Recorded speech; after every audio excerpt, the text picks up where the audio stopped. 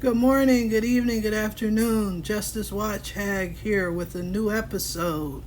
Today, Saturday, September 6, 2025, the Powerball Jackpot is $1.8 billion. That's the prize. If you take the lump sum, you get $826 million, an enormous amount for your average everyday person, which is me. And I plan to win.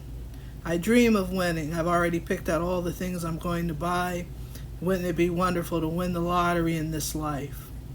But could it be a curse or something bad too? I'm reflecting back on the Adelson crime. This is Dan Markel. This is his parents, who gave excellent victim impact statements that very, very much resonated with, I think, everyone, because it was a horror and a travesty for him to lose his life in such a ridiculous way.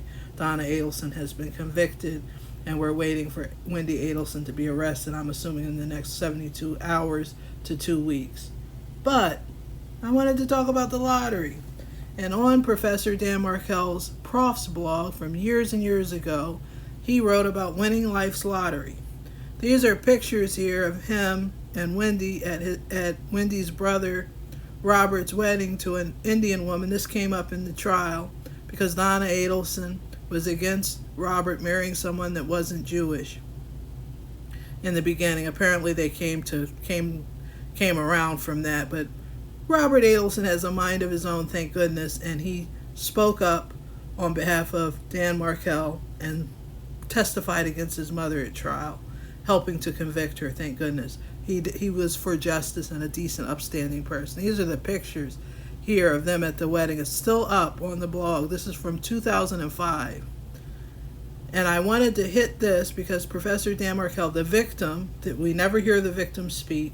We just hear the people who are accused. They get their day in court. They get to talk and make up all kind of lies and excuses. But he wrote on here, winning life's lottery. And I wanted to go to this part that's bitter and horrible. I wanted to just read this, what he had written last Thursday night, and he's talking about somewhere in Israel near the Sea of Galilee. I became the luckiest guy on earth. Wendi Adelson agreed to marry me. She now wears what she likes to call a big girl ring, which I find has proven worthwhile investment in terms of its deterrent powers alone. All I can say is, wow, did I win the lottery of life? And the sentiment which is why friends and family eagerly share. What a travesty. Let us call for justice. Oops, sorry about that. Let us call for justice and bring this woman to trial and conviction. He thought he had won the lottery. And going back to the here and now today, as far as me and my life, I'd like to win, but I don't want it to bring evil into my life. I don't want it to be what I think is something good can turn out to be something bad, which he thought he won the lottery, but it turned out to not be a good thing. It turned out to be the thing that killed him. Winning the lottery. I'm not one of these people that says money's evil and all that. Money is freedom. Money is resources.